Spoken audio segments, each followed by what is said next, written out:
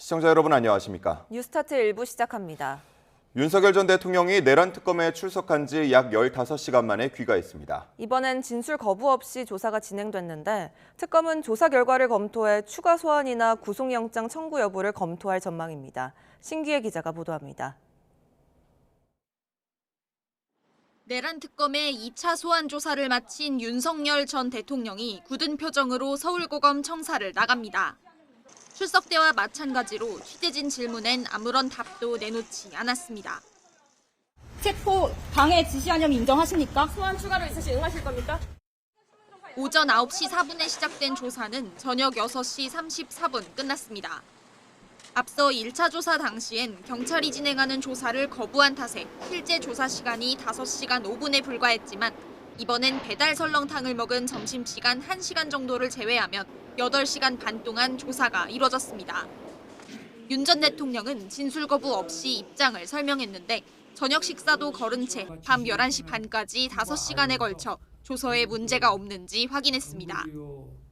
특검은 체포 방해 혐의와 국무회의와 관련한 직권남용 의혹, 외환 혐의 등 이번 조사를 위해 준비한 질문을 모두 마무리했다고 설명했습니다.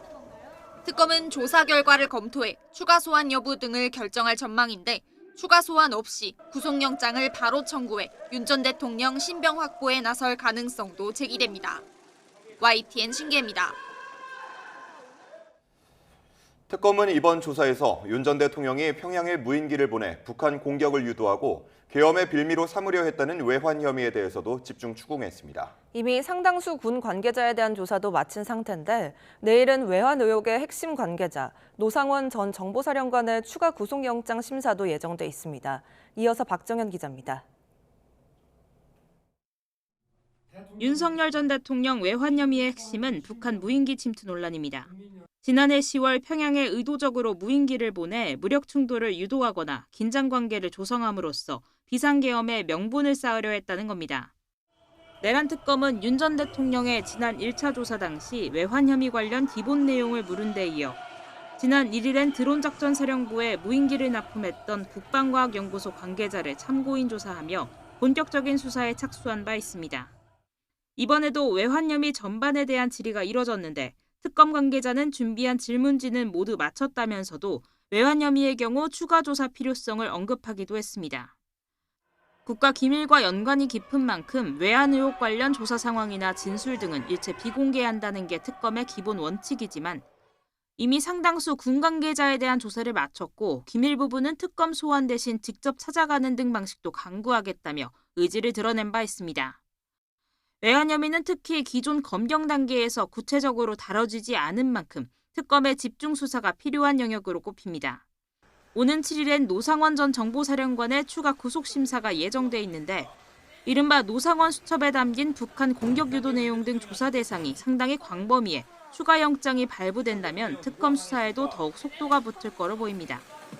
다만 북한과 공모관계 입증 등의 한계가 있다는 점에서 외환 혐의 적용이 쉽지 않을 거란 관측도 있는 만큼 법리 검토도 계속 이어갈 거로 예상됩니다. YTN 박정현입니다. 윤 전 대통령의 2차 조사에서는 첫 소환 때에 이어 계엄 전 국무회의가 비중 있게 다뤄졌습니다. 특검은 수사 중인 국무위원들이 전부 혐의가 의심되는 피의자 신분은 아니라고 밝히면서 사실상 관련 수사 방향을 설명했습니다. 송재인 기자의 보도입니다. 내란 특검은 윤 전 대통령 2차 조사 시작 직후 진행한 브리핑에서 먼저 나서 국무회의 수사를 언급했습니다. 1차 소환 조사 이후 특검이 한덕수 전 총리부터 안덕근, 유상임, 이주호 장관을 줄 소환한 걸 두고 일각에서 당시 국무위원 전원을 소환할 방침이다. 전부 피의자로 조사한다는 식의 주장을 했지만 모두 사실 무근이라고 공개적으로 반박했습니다. 이런 주장들은 특검 수사에 부정적 영향을 주려는 시도라고 본다며 불쾌감도 숨기지 않았는데 전 정권 인사들을 겨누는 정치적 특검이라는 프레임을 차단하려는 의도로 풀이됩니다. 특검은 그러면서 이주호, 유상임, 안덕근 장관은 실제 참고인 신분으로 조사했다고 밝혔습니다.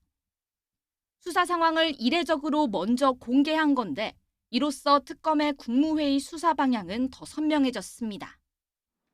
참고인 신분으로 조사를 받은 새 장관은 비상계엄 선포 전 국무회의에 참석하지 않은 이들로 특검은 이들이 회의 소집 단계에서부터 배제돼 국무위원으로서 계엄 선포를 심의할 권한을 박탈당한 건 아닌지 집중적으로 수사해왔습니다. 입증될 경우 윤 전 대통령에게 직권남용 권리행사 방해 혐의도 새로 적용할 수 있다고 보는 만큼 1차에 이어 2차 윤 전 대통령 소환 조사에서 당시 상황을 집중적으로 추궁한 특검은 국무회의 의혹 규명에 더욱 속도를 낼 전망입니다. YTN 송재인입니다.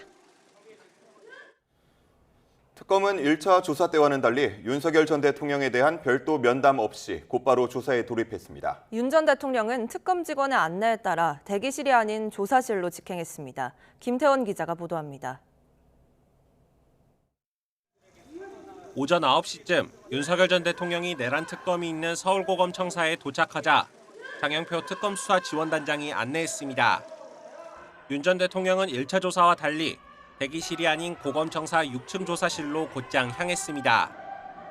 별도 면담은 없었습니다.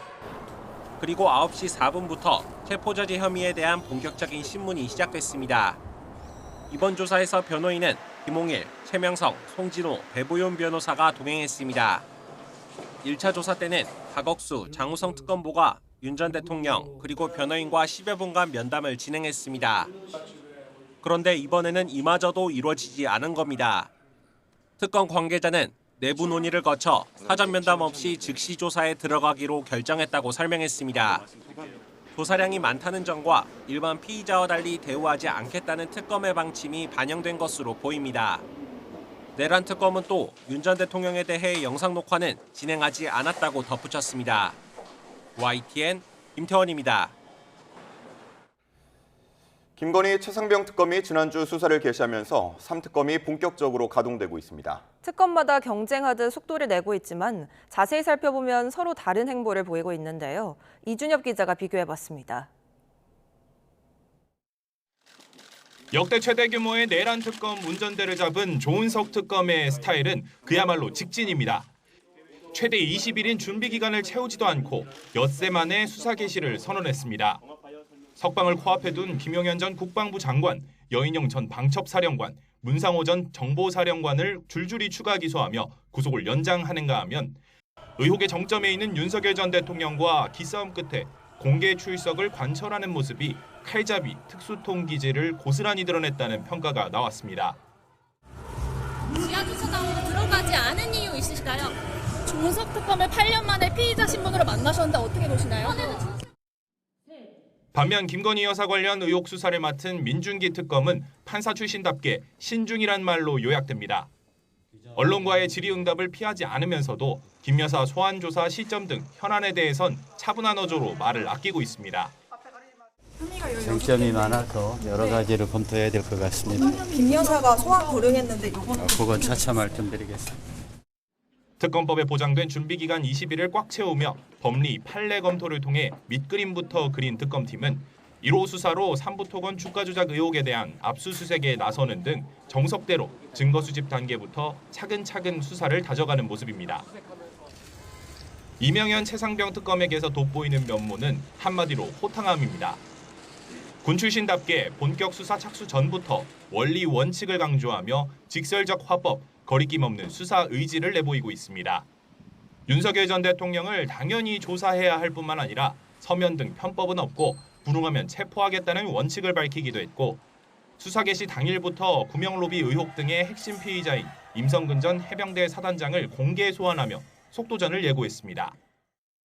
최혜병의 안타까운 죽음에 헛되지 않도록 반드시 기필코 진실을 규명하겠습니다. 많은 관심 속 수사를 본격화한 3인 3색 특검이 수많은 의혹에 어떻게 또 어떤 답을 내놓을지 주목됩니다. YTN 이준엽입니다. 이재명 대통령은 어제 예정에 없던 국무회의를 주재하며 전날 국회 본회의를 통과한 31조 8천억 원 규모의 추경안을 확정했습니다. 이 대통령은 국민 삶의 마중물이 될 수 있도록 최대한 신속하게 집행해달라고 주문했습니다. 정인용 기자입니다. 이재명 대통령이 토요일 아침 국무회의를 소집해 추경 배정 계획안을 심의 의결했습니다. 전날 밤 추경안이 국회 본회의 문턱을 넘은 지 12시간도 채 되지 않아 그야말로 속전속결로 처리에 나선 겁니다. 이 대통령은 엄중한 경제 상황 속 새 정부 첫 추경이 긴급하게 편성됐다며 신속한 집행을 당부했습니다. 하루라도 빨리 집행이 돼서 현장에 우리 국민들의 삶에 좀 마중물이 될 수 있도록 관련 부처에서 최선을 다해 주시기 바랍니다. 국회 심사를 거쳐 확정된 추경은 애초 정부안보다 1조 3천억 원 더 늘어 31조 8천억 원이 됐습니다. 전국민 민생회복 소비 쿠폰을 비수도권에 3만 원, 소멸위기 농어촌 지역엔 5만 원 더 지급해 지역 경기 활성화를 도모했고 소비 쿠폰 국비 보조율도 높여 지방정부 재정 부담을 경감시켰습니다. AI와 기후 대응 등 신산업 분야 투자를 확대했고 두터운 취약계층 지원에도 역점을 뒀습니다. 반면 공적 개발 원조, 방위사업청 사업 예산 등은 감액했습니다. 또 윤석열 정부 시절 야당이던 더불어민주당이 삭감했던 대통령실과 검찰 특활비 등도 일부 복원됐습니다. 검찰 특활비 복원을 두고 여당 내에서도 일부 이견이 제기됐는데 대통령실은 검찰개혁 입법 이후 검찰 특활비를 집행하게 돼 있다며 책임 있는 사용을 강조했습니다. 특활비가 포함된 것에 대해 향후 책임 있게 쓰고 소명하는 과정이 있을 것이다라고 말씀드리겠습니다. 이 대통령은 비공개 국무회의에서도 민생회복 소비 쿠폰의 혼선 없는 지급을 강조했는데 새 정부 출범 한 달여 만에 확정된 첫 추경이 경기에 활력을 불어넣을 수 있을지 주목됩니다. YTN 정인용입니다. 오는 21일부터 민생회복 소비 쿠폰의 신청과 지급이 시작됩니다. 전 국민에게 15만 원씩 지급하고 차상위 계층과 기초생활수급자 등은 지원 금액이 늘어납니다. 박종혁 기자가 보도합니다. 민생회복 소비 쿠폰 지급 대상은 지난달 18일 기준으로 국내에 거주하는 국민 모두입니다. 지원 금액은 1인당 15만 원입니다. 여기에 소득별 맞춤형 지원을 위해 차상위 계층과 한부모 가족은 1인당 30만 원을 지급합니다. 기초생활수급자는 1인당 40만 원을 지원받을 수 있습니다. 사는 지역에 따라 지원금도 달라집니다. 서울, 경기, 인천을 제외한 비수도권 지역 주민에겐 3만 원, 소멸 위기를 겪고 있는 농어촌 인구 감소 지역 주민은 5만 원을 추가로 받게 됩니다. 내수 시장의 활력이 한시라도 빨리 회복될 수 있도록 민생회복 소비 쿠폰의 지급을 조속히 추진하겠습니다. 신청 기간은 21일 오전 9시부터 9월 12일 오후 6시까지. 주민등록상 주소지가 있는 지방자치단체 또는 카드사와 은행 등에서 신청할 수 있습니다. 방식도 신용, 체크, 선불카드, 지역사랑 상품권 가운데 원하는 형태로 선택하면 됩니다. 기억할 것은 쿠폰 신청 첫 주엔 출생연도 끝자리에 맞춰 요일제가 적용된다는 점입니다. 월요일부터 금요일까지는 출생연도 끝자리에 맞춰 신청할 수 있고 주말은 모두 신청할 수 있습니다. 특히 소비 쿠폰 1차 신청 기간은 9월 12일까지라 반드시 기간 안에 신청해야 합니다. 다만 지역 민생경제 회복과 소상공인에게 도움을 주기 위해 도입된 제도인 만큼 쿠폰 사용에 제약이 있습니다. 특별시와 광역시는 해당 시에서, 도지역은 주소지 시군에서만 사용 가능하고 대형 마트나 기업형 슈퍼마켓, 백화점, 온라인 쇼핑몰, 배달앱 등에선 사용할 수 없습니다. 정부는 이와 함께 오는 9월 22일부터 10월 말일까지 2차 소비 쿠폰 10만 원 지원도 예정하고 있습니다. YTN 박종혁입니다.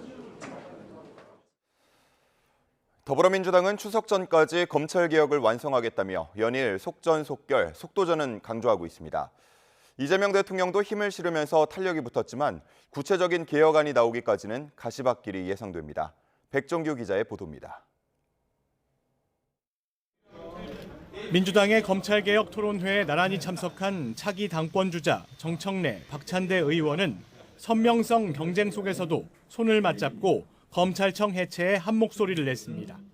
주거니 받거니 개혁 의지를 밝힌 이들은 추석 전까지 폭풍처럼 몰아쳐 전광석화처럼 해치워야 한다고 강조했습니다. 완전히 때가 무르익었기 때문에 이 때를 놓치면 안 된다. 저는 뜸이 다 들 대로 들었다. 이재명 대통령도 취임 30일 회견에서 민주당의 검찰개혁 속도전에 은근한 힘을 실었습니다. 추석 전에 하자라고 지금 당대표 후보들부터 열심히 말씀하시는 것 같습니다.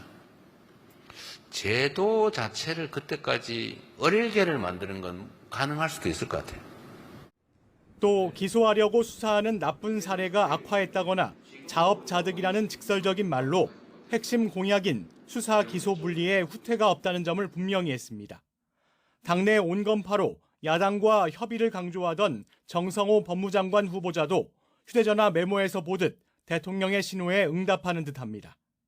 이제 공은 다시 국회로 왔습니다. 민주당은 검찰개혁 TF를 구성하면서 개혁은 3개월 안에 끝내는 게 가장 효율성 높고 효과도 좋다고 말했습니다. 큰 틀은 좀 빨리 처리하는 것이 낫고 그런 부분에서 좀 제도의 완전성을 위한 부분 보완들이 필요하다면 그 추가적으로 계속 그런 부분들은 계속적으로 하는 게 맞지 않겠냐. 시점에는 잠정 합의가 이뤄진 셈인데 다만 구체적인 방안을 두고는 신중함이 필요하다는 목소리가 나옵니다. 국회 법사위 전문위원들은 국민과 우리 법체계에 미칠 영향을 고려해야 하고 검찰 폐지 법안이 헌법과 충돌하는 것은 아닌지 검토가 필요하다고 우려했습니다. 결국 검찰을 없애는 것이 개혁의 완성이냐는 질문에 국민 공감대가 하나로 모이지 않는다면 입법 과정에서 야권은 물론 학계, 검찰과도 충돌이 불가피한 상황이라 민주당이 주도하는 검찰개혁의 구체적 안이 모습을 드러내기까지는 상당한 시간이 걸릴 수도 있습니다. YTN 백종규입니다. 국민의힘이 이재명 정부 초반 사안별로 대여 투쟁의 수위를 달리하는 투트랙 전략으로 전국 돌파구를 모색하고 있습니다. 소수 야당이라는 현실을 반영했다는 해석이 나오는데 내부적 자각 노력이 얼마나 뒷받침되느냐가 성적을 가늠할 변수로 거론됩니다. 박광열 기자가 보도합니다. 국민의힘 의원 40여 명이 정권교체 뒤 처음으로 용산 대통령실 앞에 모여 김민석 국무총리 후보자 지명 철회를 촉구하는 집단 행동에 나섰습니다. 임명동의안 표결 보이콧과 규탄 대회로 압박 수위를 끌어올렸지만 민주당은 보란듯 넉넉한 가결로 응수했습니다. 본회의장 여기저기서 웃음꽃이 피고 김 총리와 사진을 찍으려는 셀카 행렬이 줄을 잇는 등 자축 분위기는 곳곳에서 포착됐습니다. 대통령은 앞에서는 협치를 강조하지만 더불어민주당은 행동대장처럼 뒤에서는 힘으로 소수야당을 짓누르고 있습니다. 국민을 우롱하는 이중 플레이입니다. 정권 교체 한 달, 107석 소수야당은 여당의 입법과 정책 추진을 모두 막을 수는 없는 만큼 강경 대응과 타협책을 그때그때 결정하는 투트랙 전략으로 중지를 모았습니다. 윤석열 정부 시절 거부권이 행사됐던 상법 개정안을 절충 처리한 게 대표적입니다. 대신 추경을 통해 대통령실 특활비를 부활시킨 민주당을 내로남불로 지적하는 등 사안별 핀셋 비판에 집중하고 있습니다. 필요 없다던 특활비를 이렇게 이번 추경을 통해서 백지 증액을 하겠다고 하니까 정말 뻔뻔스럽기 그지없습니다. 특활비 타령 그만하시고 민생 회복, 경제 활성화에 집중해 주시기 바랍니다. 여기에 3040 의원들은 김 총리 인사청문회에서 고액 수입 논란이 제기된 출판 기념회 근절을 촉구하는 등 정치개혁을 고리로 여당과의 차별화에 힘쓰는 분위기입니다. 형식은 책의 출간을 알리는 행사지만 실상은 규모를 알 수 없는 돈이 오가는 그림자 후원회였습니다. 모든 의원님들을 찾아뵙고 동의를 구하고자 합니다. 다만 당내 일각에선 실종된 야성을 회복하는 게 시급하다는 지적도 나옵니다. 총리 후보자 지명 철회와 여당의 입법 폭주 중단을 요구하며 6박 7일 동안 철야 농성을 진행한 나경원 의원은 전장을 옮기겠다며 또 다른 방식의 대여 투쟁을 예고했습니다. 의회 민주주의를 파탄내는 것을 무작정 보고만 있을 수 없었습니다. 무기력하지 않는 야당의 모습을 알리는 그런 작은 몸짓이었다고 생각을 하고요. 국민의힘의 대여 투트랙 전략은 정권 초 국정 발목 잡기 프레임에 말려들지 않겠다는 뜻으로도 해석됩니다. 여대 야소 한계 속 당분간 여론전에 기댈 수밖에 없는 만큼 국민 신뢰를 회복할 당 내부 반성과 쇄신 등 체질 개선 의지도 전략 성패의 주요 변수로 꼽힙니다. YTN 박광열입니다. 이재명 대통령은 정부를 향한 의료계 불신을 해소할 버팀목으로 정은경 보건복지부 장관 후보자를 지명했습니다. 의료계도 정 후보자의 조속한 임명을 촉구하는 등 의정대화 재개에 대한 기대감이 무르익고 있습니다. 권민석 기자의 보도입니다. 취임 후 첫 기자회견에서 이재명 대통령이 가장 자신 없는 국정 현안으로 꼽은 건 의정 갈등입니다. 전 정부가 의료 시스템을 망가뜨린 만큼 해법도 까다롭다는 건데 이 대통령은 희망적 신호가 있다고 봤습니다. 의료계가 정은경 보건복지부 장관 후보자를 반기고 있다며 대화와 토론을 통해 신뢰를 회복하고 2학기에 전공의와 의대생이 복귀할 상황을 많이 만들어내야 한다고 밝혔습니다. 희망의 전주라고 보면 우리 복지부 장관 후보에 대해서 환영 성명을 냈더라고요. 의료단체에서. 그래서 그것도 하나의 좀 희망적인 사인이 아닐까 생각합니다. 인사청문회 준비에 매진하는 정 후보자 역시 갈등의 근본 원인이 의료계의 불신에 있다고 진단했습니다. 사태 해결의 골든타임으로 하반기 전공의 모집 시점을 거론하며 의료계 의견을 경청하겠다고 강조했습니다. 전공의가 이제 아마 9월에 모집이 예정되어 있기 때문에 시간이 많지는 않은 것 같습니다. 업무 파악해보고 전공의들의 의견도 살펴보고 전공의들이 복귀할 수 있는 방안에 대해서 잘 검토하겠습니다. 전공의 단체는 이미 9월 수련병원 복귀를 위한 요구안을 다듬으며 정부와 본격적인 협상을 준비하고 있습니다. 대규모 유급과 재적을 감수한 의대생들도 조속한 대화를 바라는 등 의료계 시선은 정 후보자의 업무 개시에 쏠려 있습니다. 빠른 사태 해결과 신뢰를 강조한 정은경 보건복지부 장관 후보의 조속한 임명 결정을 통해 의료 사태 해결을 위한 장이 열리길 바랍니다. 의료계 바람대로 정 후보자가 국회 인사검증을 통과해 의정 갈등 해결의 첫 단추로 자리매김할지 주목됩니다. YTN 권민석입니다. 이재명 대통령이 취임 기자회견을 통해 주 4.5일 근무제를 반드시 해야 한다는 의지를 밝히면서 구체적인 준비 작업에 속도가 붙을 전망입니다. 공기업이나 공공기관부터 도입될 가능성이 큰 가운데 경영계 반발이나 노동 빈익빈 부익부처럼 넘어야 할 산도 많습니다. 김주영 기자가 보도합니다. 이재명 대통령은 대선 후보 시절부터 주요 공약 가운데 하나로 주 4.5일제를 내세웠습니다. 범정부 차원에서 주 4.5일제 실시를 지원해 5년 뒤에는 OECD 상위권인 우리나라의 노동시간을 평균 이하로 줄이겠다는 구상이었습니다. 이 대통령은 임기 첫 기자회견에서도 도입 의지를 다시 한번 강조했습니다. 우리 사회가 앞으로 노동시간 단축을 반드시 해내야 된다고 생각해요. 많이 일하고 생산성은 떨어지고 힘은 들고 국제 경쟁력은 점점 떨어지고 이런 방식으로 우리가 계속 갈 수 있겠냐. 노동부도 새 정부 출범 이후 제도 도입 관련 계획을 짜고 관계 기관과 협의 중인 것으로 알려졌습니다. 일단 공공기관이나 공기업에서부터 시범적으로 도입하고 민간으로 확산을 유도할 가능성이 커 보입니다.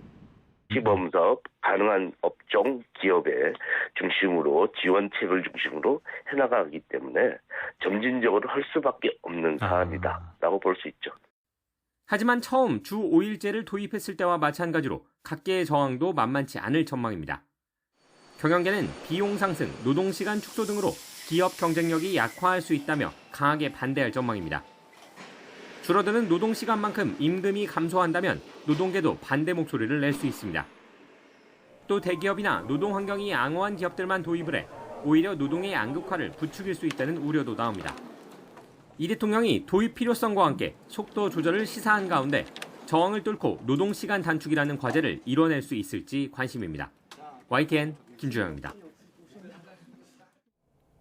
이번 주 서울에선 한미일 합참의장 회의가 열립니다. 북한의 핵 위협에 대응하기 위한 3국 협력에 더해 주한미군 역할 조정이나 국방비 증액 같은 현안이 논의될지 주목됩니다. 나혜인 기자입니다. 한미일 군 수뇌부가 오는 10일부터 이틀간 서울에서 예정된 3국 합참의장회의 참석차 우리나라를 찾습니다. 이재명 정부 들어 처음 열리는 이번 회의에선 한반도와 영내 안보 상황을 공유하고 북핵 위협 등에 대응하기 위한 군사협력 방안을 논의합니다. 미군 서열 1위인 미 합참의장이 우리나라에 오는 건 2023년 11월 이후 1년 8개월 만이고 일본 합참의장에 해당하는 통합망료장의 방한은 지난 2010년 이후 15년 만입니다. 이 대통령은 취임 30일 기자회견에서 일본과 청산하지 못한 과거사 문제가 있지만 북한의 안보 위협엔 협력할 관계라고 강조했습니다. 가깝고도 먼 나라, 앞마당을 같이 쓰는 이웃, 그런 존재라고 말씀드렸던 것처럼 우리는 뗄래야 뗄 수 없는 관계에 있습니다. 이 밖에 주목되는 건 한미 합참의장 간 양자 대담입니다. 공식 의제는 아니지만 트럼프 행정부가 강조해온 동맹국 국방비 증액이나 주한미군 역할 재조정 같은 문제가 언급될 가능성을 배제할 수 없습니다. 대표적인 트럼프 충성파로 최근 이란 핵시설 공습을 지휘했던 댄 케인 미 합참의장은 앞서 주한, 주일미군 규모를 평가해 트럼프 대통령에게 권고안을 내겠다고 밝혔습니다. Our nation faces an unprecedented rising global risk. Global nuclear threats are on the rise and deterrence is paramount. 중국을 견제하기 위해 아시아에 주둔한 미군의 전략적 유연성을 높이고자 하는 미국의 의도가 이번 회의에서 드러날지 주목됩니다. YTN9입니다. 북한이 러시아 파병 전사자들의 유해 송환이 진행된 걸 뒤늦게 공개하면서 그 배경에 관심이 쏠리고 있습니다. 내부 결속과 러시아의 보상을 요구하는 메시지를 담은 거란 분석과 함께 파병으로 인한 후유증 관리가 본격화했다는 평가도 나옵니다. 이종원 기자입니다. 관람석 중앙에 자리 잡은 김정은 국무위원장 옆에서 눈물을 훔치는 여성, 러시아 문화부 장관입니다. 방북을 계기로 국로예술단의 공연을 함께 관람한 건데 러시아 파병 북한군 전사자들의 유해 송환 행사로 추정되는 사진들이 배경으로 등장하자 눈물을 보인 겁니다. 북한이 전사자들의 유해가 송환된 사실을 공개한 건 처음으로 공연장을 메운 북한 주민도 눈물을 훔치는 모습이 여러 차례 방송됐습니다.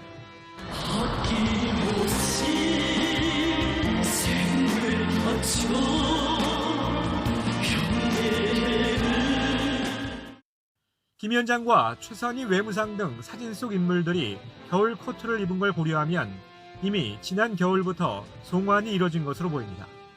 뒤늦게 이를 공개한 배경에 관심이 쏠리는 이유로 정부는 대내외적 요소가 모두 작용한 것으로 분석했습니다. 통일부 당국자는 3차 파병이 예정된 상황에서 군의 사기를 높이고 동요하던 주민들을 단합하려는 목적이 있는 것으로 보인다고 말했습니다. 또 러시아를 향해 북한의 희생을 강조하면서 이에 상응하는 보상을 요구하는 메시지 성격도 있는 것으로 평가했습니다. 이에 더해 전문가들은 사상자가 6천 명이 넘는 것으로 알려진 상황에서 북한이 러시아 파병으로 인한 내부 후유증 관리를 본격화한 것으로도 해석합니다. 충격은 상당히 클 거로 예상이 됩니다. 왜냐하면 명분 없는 전쟁이었고 대규모의 전사자들이 발생을 했거든요. 그동안 부모들은 명분 없는 전쟁에 파병이 된지도 몰랐거든요. 김정은 위원장이 직접 관이에 인공기를 덮는 모습까지 연출한 건 감성 정치를 통해 반발을 최소화하려는 의도란 분석도 나오고 있습니다. YTN 이종원입니다. 미국과 중국 또 일부 품목에 쏠린 우리나라 무역 집중도가 제조업 강국 가운데 최고 수준이라는 연구 결과가 나왔습니다.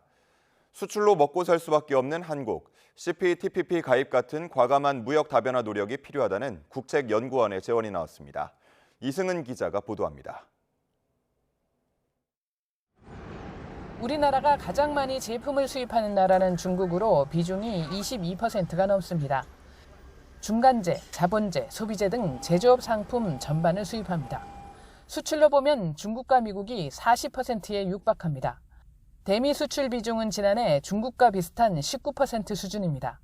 특히 대미 수출은 자동차와 그 부품, 반도체와 전자기기, 생활가전과 기계류 등 주로 세 품목에 쏠려 있습니다. 12년 전에 비하면 지난해 대중국 수입 비중은 6.6%포인트, 대미 수출 비중은 8%포인트 늘었습니다.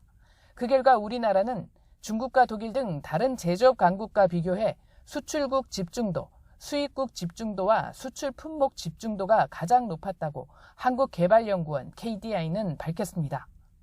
이렇게 된 데는 중국의 제조업 경쟁력 강화와 미국의 제조업 유치, FTA 등 정책적인 면 외에 미중 무역 갈등도 원인이라고 KDI는 설명했습니다. 한국산 제품은 중국산과는 대체제, 미국산과는 보완제 성격이 강합니다. 미국이 중국산에 관세를 올리면 한국산이 더 잘 팔리고 중국이 미국산에 관세를 올리면 한국의 대중 수출이 감소합니다. 무역 집중 현상은 경제 안정성을 해칩니다.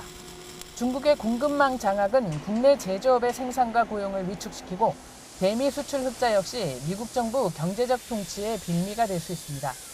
KDI는 이에 따라 무역 다변화 정책이 중요하다며 특히 포괄적 점진적 환태평양 경제 동반자 협정 CPTPP 가입을 강조했습니다. 미국과 중국을 제외한 CPTPP는 일본 등 12개 회원국 간 높은 수준의 개방을 표방하고 있는 데다 자원이 풍부한 나라가 많아 무역 의존도 완화와 공급망 안정화에 효과적이라는 겁니다. 농산품을 개방을 해야 된다는 그런 강한 요구가 있기 때문에 잘 안 됐던 것들이 있고, 그 다음에 이제 일본과의 갈등 문제가 또 있습니다. 지금 이제 정부가 새롭게 들어서면서 일본과 어떤 그런 대화가 잘 돼가고 있는 것 같고요. 농민들도 좀 예전과는 분위기가 많이 달라졌다라고 합니다. KDI는 이번 통상협정이 잘 마무리되더라도 무역 쏠림을 그대로 두면 경제 안보는 취약할 수밖에 없다고 밝혔습니다. YTN 이승은입니다. 드론을 활용한 배송 서비스 지역이 올해는 지난해와 비교해 3배 정도 늘어납니다. 갓 잡은 새조개부터 혈액 검체 배송에도 활용될 예정입니다. 최두희 기자가 보도합니다. 스마트폰 적재함을 실은 드론이 하늘로 힘차게 날아오릅니다. 바다 건너 제주도 섬마을 목표 지점에 도착한 뒤 적재함을 내려놓습니다. 국토교통부 가이드라인에 따라 비행로 등을 사전 구축해 운영하는 한국형 드론 배송 체계 이른바 K-드론 배송 모습입니다. 지난해 본격적으로 시작한 K-드론 배송은 올 들어 서비스 지역이 확대됐습니다. 국토부는 올해 전국 166개 지역에서 K-드론 배송 서비스를 시행한다고 밝혔는데 지난해와 비교하면 3배가량 늘었습니다. 배송 물품도 다양해지고 있습니다.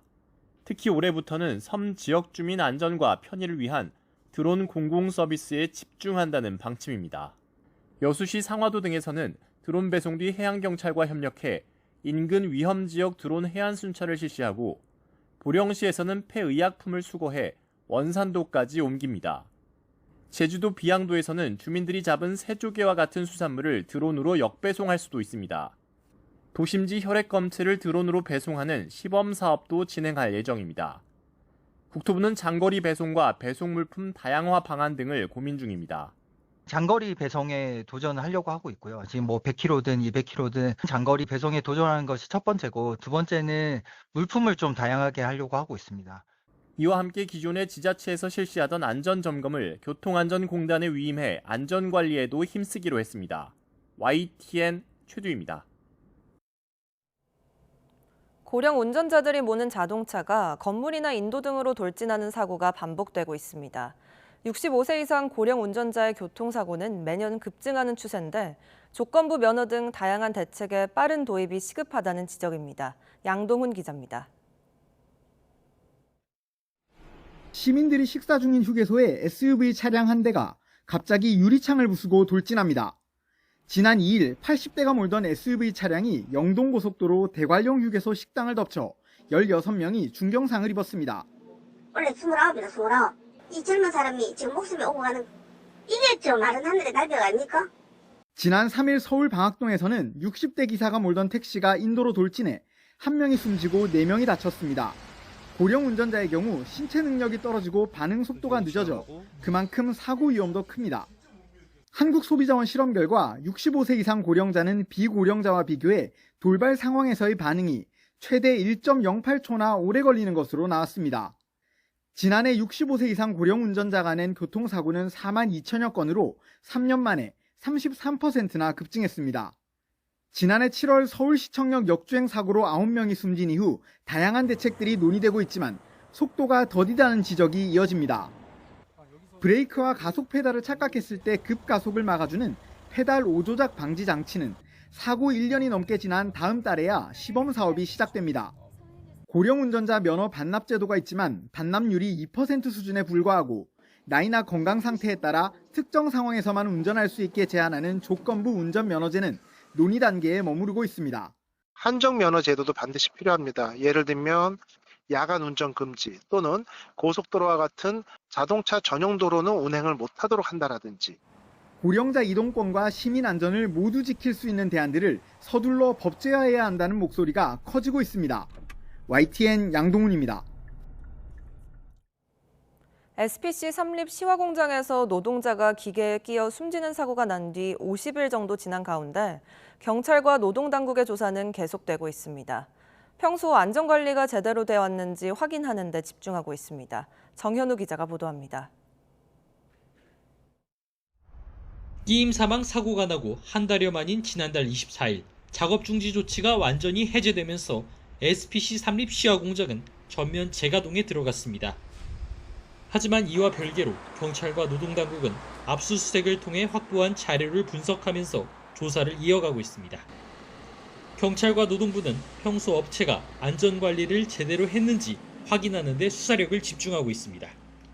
경찰은 국과수로부터 50대 양모 씨가 냉각 컨베이어 벨트에 윤활유를 칠하다가 끼어 숨질 당시 사고가 나면 자동으로 멈추는 안전장치는 없었고 윤활유 자동 살포 장치는 고장난 상태였다는 감정 결과를 전달받았습니다.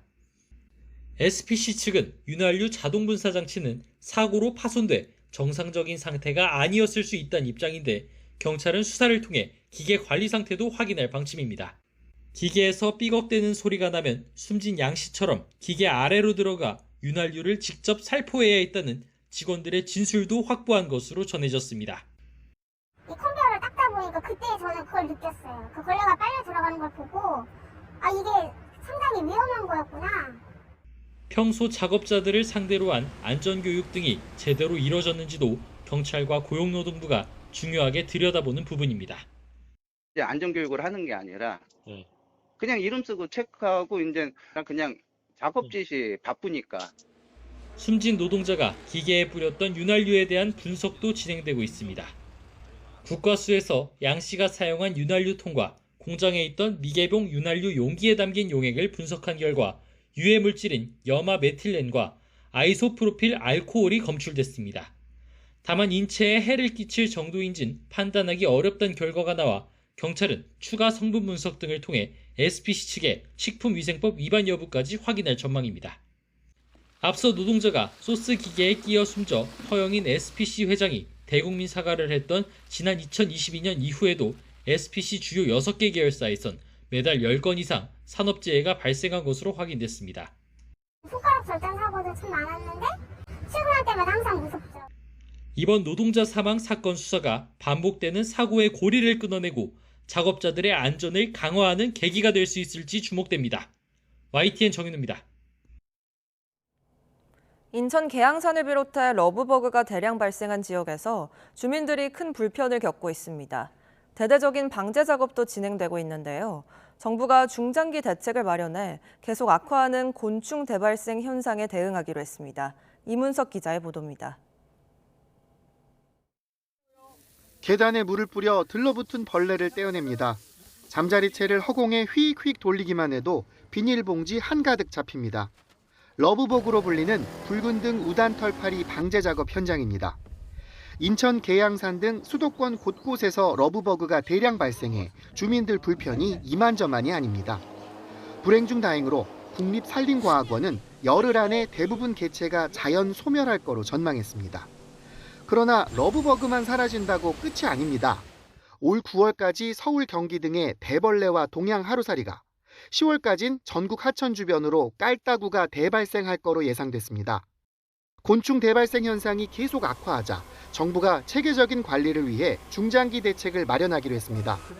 먼저 곤충 대발생 지역은 물론 인접 지자체를 포괄하는 협의체를 가동해 손발을 맞춰 대응할 계획을 세웠습니다. 전문가 자문단을 꾸려서 연구 결과를 현장에 조기 적용하고 대발생 예측과 친환경 방제 기술을 찾는 연구개발 투자를 늘리기로 했습니다. 이를 위한 예산 지원과 재원 확보가 가능하도록 법정관리 곤충을 지정하는 등 제도 정비도 추진합니다. 국회에서 이제 그 R&D 예산을 반영하고 하는데 아무래도 법적 근거가 있어야지 그게 반영이 될 수가 있으니까. 또 기후변화로 제2, 제3의 러브버그가 발생할 것에 대비해 유입 가능성 큰 곤충의 특성을 미리 파악하는 연구를 진행하겠다고 밝혔습니다. YTN 이문석입니다. 독립운동가 같은 위인들을 현재 살아있는 사람처럼 복원한 영상 혹시 보신 적 있으신가요? 바로 AI 기술을 이용한 건데요. 최근엔 과거 사진을 동영상으로 만들어주는 앱도 인기입니다. 유행 이유가 뭔지 김승원 기자가 보도합니다. 반소매 교복을 입고 미소를 띤 소녀가 경쾌한 걸음으로 걸어 나옵니다. 자세히 보니 17세 유관순 열사의 앳된 얼굴이 보입니다. 광화문 앞 한복을 입고 걸어 나오는 청년은 30살 영웅 안중근 의사입니다. AI 기술을 통해 지금 어딘가에 살고 있을 것 같은 훤칠한 청년으로 재탄생했습니다. 최대한 사실적으로 복원하기 위해 신경을 쓰고 특별한 옷보다는 우리가 일상에서 쉽게 볼 수 있는 그런 친근한 모습으로 옷을 좀 새롭게 입혀드리고 우리와 별로 다르지 않은 순국 선열들의 모습을 보여드리고 3, 4분 남짓한 영상을 만들기 위해 최대 이틀을 써야 할 정도로 품이 들지만 누리꾼 반응은 뜨겁습니다. 6.25 전쟁 당시 전사한 군인들을 대학생으로 구현한 이 영상 조회수는 450만 회를 넘었습니다. 힘들게 만든 나라인데 그만 싸우고 다 같이 열심히 살자. 이렇게 좀 제가 드리고 싶었던 메시지를 단번에 캐치해 주시는 뭔가 그런 댓글들이 가장 기억에 남습니다. 전문적인 AI 기술을 통한 작업 외에도 과거 사진들을 동영상으로 손쉽게 바꿀 수 있는 앱들도 꾸준히 사랑받고 있습니다. 네, 이 모습은 제 어렸을 때 사진들인데요. 지금과 달리 참 귀엽죠? 이 추억의 사진들이 과거의 영상으로 어떻게 변하는지 한번 보시죠. 사진 속에 박제됐던 모습이 움직이니 참 감회가 새롭습니다. 다소 어색한 부분도 있지만 어렸을 때 실제로 이런 영상을 찍었던 것만 같습니다. 야, 너 어디야? 못 가잖아. 고인의 얼굴과 목소리와 똑같이 만든 가상의 인물과 영상 통화를 할 수 있다면 어떨까요? 영화 원더랜드 속 이 장면은 아직 현실에서 구현되지 못하지만 고인의 목소리와 얼굴을 실제와 가깝게 나타내주는 서비스는 존재합니다. 저를 사랑해 주시고 응원해 주셨던 모든 분들, 여러분과 함께한 시간들은 저에게 너무나도 소중한 기억들이었어요. 과거 위인의 모습이나 추억 사진 등을 AI 영상으로 재현하는 데 관심이 높아진 건 이른바 콜라보 또는 믹스매치 문화의 연장선이라는 분석이 존재합니다. 너무 익숙하면 지루하고 너무 낯설면 불안한데 이 두 극단 사이의 최적점을 좀 제공하거든요. 이 AI 기술이 뭔가 그 믹스할 수 있는 새로운 도구 이렇게 인식해서 가능성은 높아요. 또 챗GPT 지브리 열풍과 마찬가지로 차갑게만 느껴지는 디지털 기술에 따뜻한 감성을 결합해 나만의 차별화된 서사를 만들고 싶은 욕구를 반영한 거라는 해석도 나옵니다. YTN 김승환입니다. 시즌 초반 하위권으로 추락했던 지난해 우승팀 기아의 상승세가 예사롭지 않습니다. 화끈한 홈런쇼와 함께 3연승을 달리며 단독 2위까지 뛰어올랐습니다. 프로야구 소식 허재원 기자가 보도합니다. 경기 시작과 함께 기아 1번 타자 고종욱이 박세웅의 초구를 받아쳐 선두 타자 홈런을 쳐냅니다. 원아웃 이후에는 위썸이 전날 마지막 타석에 이어 연타석 홈런을 때려내며 기아가 기선을 제압합니다. 화끈한 홈런쇼는 김호령이 이어받았습니다. 김호령은 2회 선두 타자로 나서 가운데 담장을 넘어가는 솔로 홈런을 터뜨린 데 이어 5회에는 말로 홈런까지 쳐내며 롯데 마운드를 무너뜨렸습니다. 김호령은 한 경기에서 2개의 홈런을 쳐낸 것도 말로 홈런을 쳐낸 것도 모두 데뷔 후 처음이었습니다. 홈런 4방을 몰아친 기아는 시즌 초반 하위권으로 추락했던 부진을 털고 3연승과 함께 단독 2위까지 올라섰습니다. 두산 선발 최원준이 혼신의 투구를 펼치며 KT 강타선을 잡아냅니다. 6회까지 한 점만 내주고 호투한 최원준은 올 시즌 16번째 선발 등판에서야 감격의 첫 승을 수확했습니다.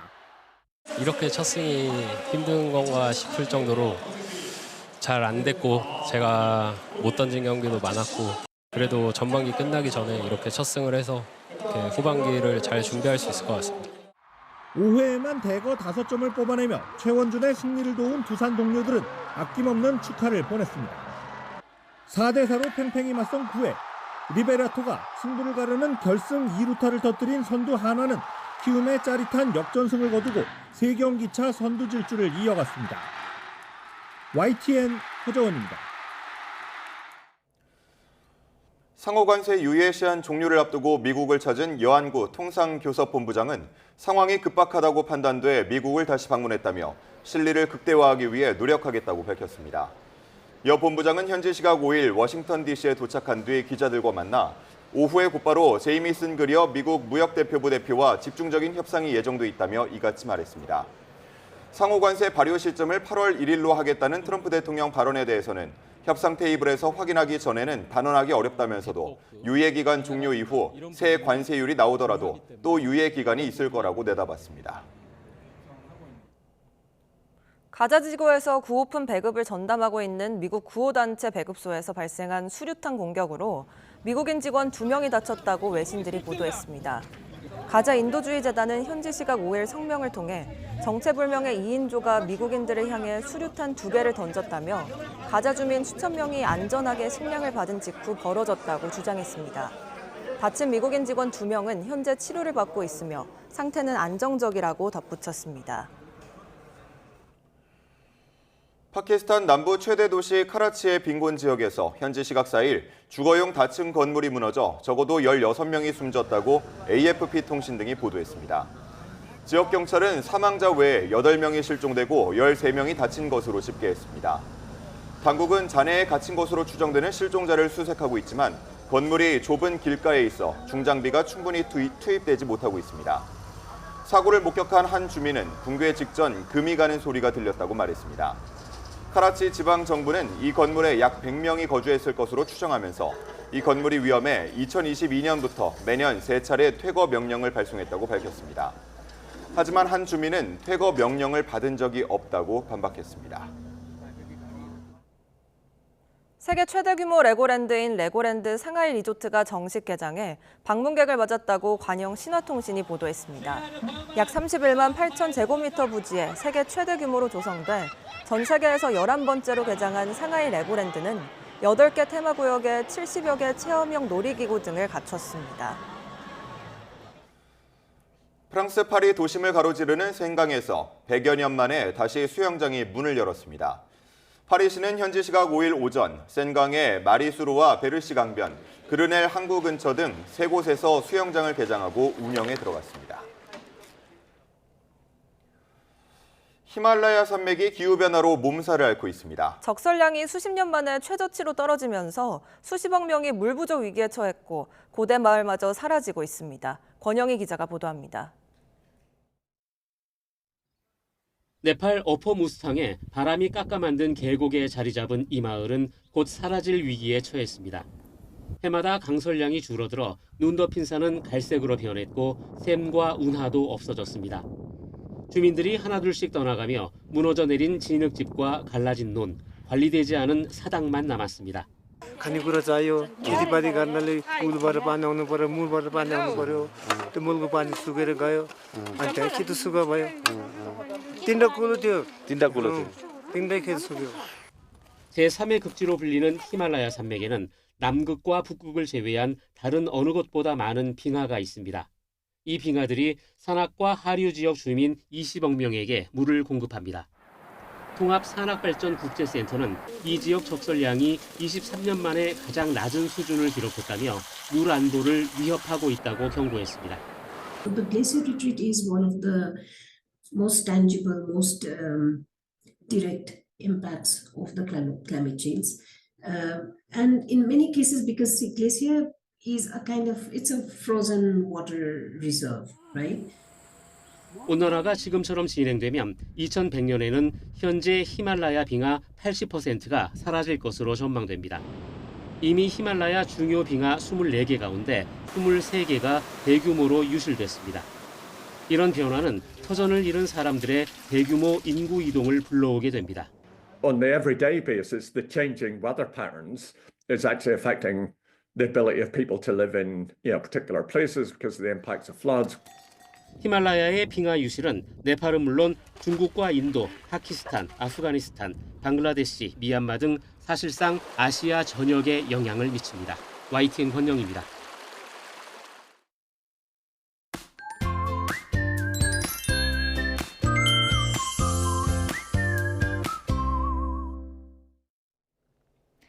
연일 더위가 밤낮을 가리지 않고 있습니다. 지난 밤 사이에도 곳곳에서 열대야가 나타났고 한낮에는 33도를 웃도는 찜통 더위가 기승을 부리겠습니다. 오늘도 중부지방은 대체로 흐리겠고 오전까지 경기 북부와 강원 북부에는 빗방울이 떨어지는 곳이 있겠습니다. 이렇게 구름 많은 날씨에도 자외선이 무척 강할 것으로 보이니까요. 자외선 차단에도 신경을 써주셔야겠습니다. 현재 기온 살펴보면 서울이 26.5도를 보이고 있고요. 대구가 26.9도를 나타내고 있습니다. 전국 대부분 지역에 폭염특보가 내려진 가운데 오늘 서울 낮 기온은 33도, 대전은 34도, 대구는 36도까지 크게 오르겠습니다. 오늘 밤사이 경기 북부와 강원 북부에는 비가 조금 내리겠고요. 내일과 모레는 내륙 곳곳으로 소나기가 지날 전망입니다. 지금까지 날씨 정보였습니다. 이상으로 뉴스타트 1부 마칩니다. 잠시 후 2부가 이어집니다. 시청해주신 여러분 고맙습니다.